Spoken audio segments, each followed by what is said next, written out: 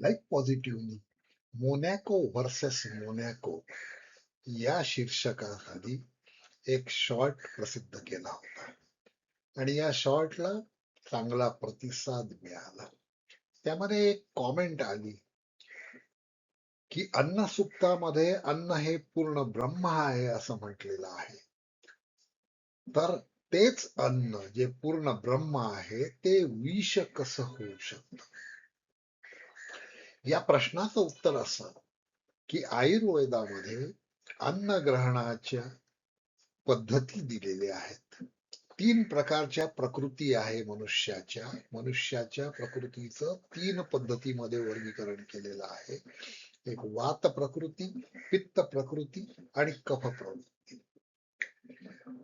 आणि या प्रकृतींना पथ्यकारक काय म्हणजे पचणार काय आणि अपथ्य म्हणजे न पचणार काय आणि तेही ऋतूनुसार काय योग्य आणि काय अयोग्य याचा सखोल विचार निरनिराळ्या संहितांमध्ये केलेला आहे.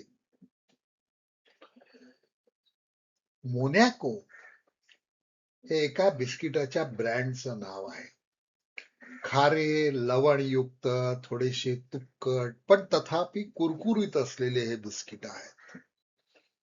मराठवाड्यामध्ये एका व्यक्तीला हे बिस्किट खाण्याची सवय होती आणि त्या व्यक्तीला रक्तदाबाचा त्रास होता आणि तो रक्तदाब एवढा वाढला की हॉस्पिटलमध्ये ऍडमिट करण्याची वेळ आली आणि मग डॉक्टरांनी सांगितलं की टी टाइम्स अँड बिस्किट्स हे तुम्हाला लागू होत नाही.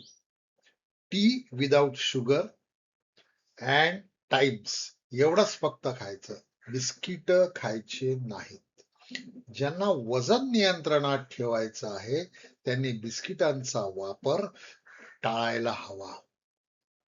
या व्हिडिओच्या माध्यमातून मोनॅको वर्सेस मोनॅको या व्हिडिओच्या माध्यमातून लाईफ पॉझिटिव्हला एक संदेश द्यायचा आहे की बिस्किट खाण्यापेक्षा मोनॅको या सगळ्यात श्रीमंत देशाला भेट देण्याचा प्रयत्न करा. श्रीमंत व्हा आणि निरामय राहा.